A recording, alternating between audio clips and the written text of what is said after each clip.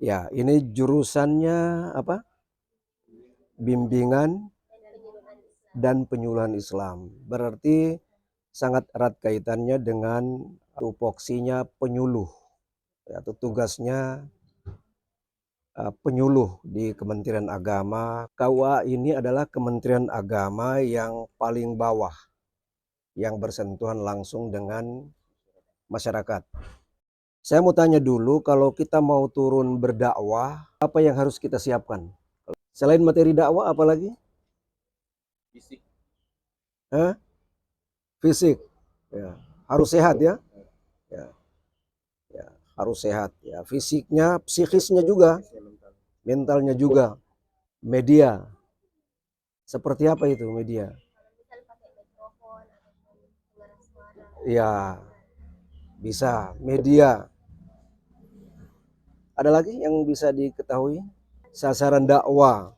Jadi materi dakwah. Kemudian media dakwah. Sasaran dakwah. Ya, atau objek dakwah. Ada lagi? Dana, perlu dana. Ya, dana dakwah. Ya. Kemudian sasaran dakwah tadi itu masuk kategori medan dakwah. Ya, di mana kita berdakwah? Di masyarakat perkotaan kah? Di masyarakat pedesaan kah? Masyarakat awam kah? Atau masyarakat cendekiawan? Nah, itu yang harus diketahui. Jadi materi dakwah harus kita persiapkan.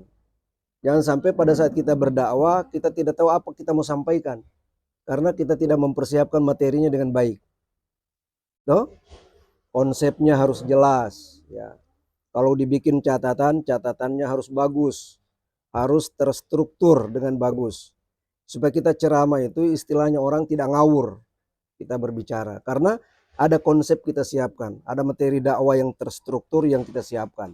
Sarana dan prasarana dakwah. Ya, misalnya sound system, tempatnya, tempat itu nyaman enggak untuk kita berdakwah. Nah, itu. Kemudian medan dakwah. Kita mau berdakwah, kita harus mengenal medannya. Ini orang awam semua, kita ceramah, tapi pakai istilah-istilah asing. Ya. Istilah-istilah yang tidak terkenal di kampung itu.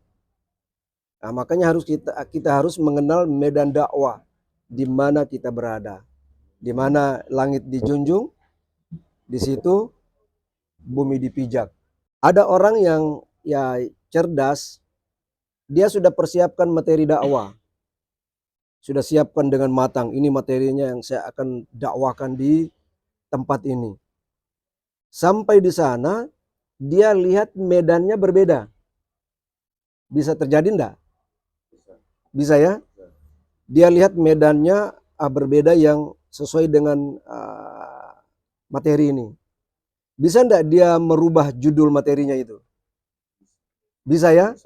Menyesuaikan dengan medan dakwanya. Jadi tadinya dia sudah persiapkan dengan matang, sampai di lokasi ternyata enggak cocok ini materi yang dia siapkan. Lalu dia rubah materinya sesuai dengan medan yang dihadapi, sesuai dengan audiens yang dihadapi. Kemudian dana dakwah, ini juga penting. Konsumsi, akomodasi, ya, transportasi. Jadi dana itu penting. Ya, ya, jangan bilang ini berdakwah ini lillahi ta'ala. Jadi kalau lapar bagaimana? Ya, butuh dana dakwah. Jangan lupa ada lagi yang harus dipersiapkan adalah metode dakwah. Supaya ketika kita berdakwah, itu diterima dengan baik. Ya. Bisa diambil apa yang kita ceramahkan atau kita dakwakan. Karena metode yang kita pakai bagus. Metode yang diajarkan dalam Al-Quran, surah An-Nahl ayat 125. Ada yang ingat? Metode yang diajarkan. Serulah mereka ke jalan Tuhanmu dengan hikmah, ya, dengan bijaksana. Ud'u ila sabili rabbika bil hikmah wal mau'izatil hasanah. wajadilhum billati hiya ahsan. 3 metode ini yang diajarkan Al-Quran. Surah An-Nahl ayat 125. Ajaklah mereka ke jalan Tuhanmu dengan bijaksana, dengan hikmah, dengan bijaksana. Tidak dengan kekerasan, tidak dengan pemaksaan. La ikraha fiddin.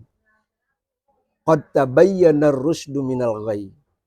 Tidak ada paksaan dalam agama, tidak ada paksaan memaksa orang masuk ke agama Allah, melainkan telah jelas jalan yang gelap dan jalan yang terang. Jalan yang benar dengan jalan yang salah. Jalan yang hak dengan jalan yang batil. Yang kedua apa? Wal mau'izatil hasanah. Dengan contoh, dengan teladan, dengan pelajaran yang baik. Dan yang ketiga, wajadilhum billati ya ahsan. Berdebatlah, berdiskusilah dengan cara yang baik. Nah, itu tadi. Berdebat itu kan peluang besar orang emosian. Ya toh? Bisa bertengkar, bisa saling caci maki di situ. Tapi Al-Quran mengajarkan wajadilhum billati hiya ahsan. Berdebat, berdiskusi dengan cara yang terbaik. Kemudian Nabi mengajarkan metodenya. Bagaimana kalau kita melihat kemungkaran ini, bagaimana cara mencegahnya? Marra'a minkum mungkaran fal yughayyiru biyadihi fa illam yastati fa bilisani fa illam yastati fa biqalbi. Itu luar biasa. 3 juga itu. Melihat kemungkaran, cegah dengan kekuatan tangan. Ya, kebetulan sebagai ketua RT misalnya, ketua RT punya kekuasaan itu. Apalagi Pak RW, ya punya kekuasaan. Pak Camat, punya kekuasaan. Bisa mencegah kemungkaran itu dengan kekuasaan.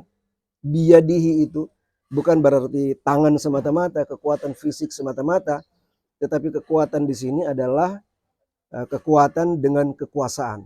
Ya, Pak Camat, ya Pak Bupati, ya Ibu Lurah, ya Ibu Presiden. Kekuatan yang kita sebutkan tadi itu tidak punya. Maka mencegah dengan lisan.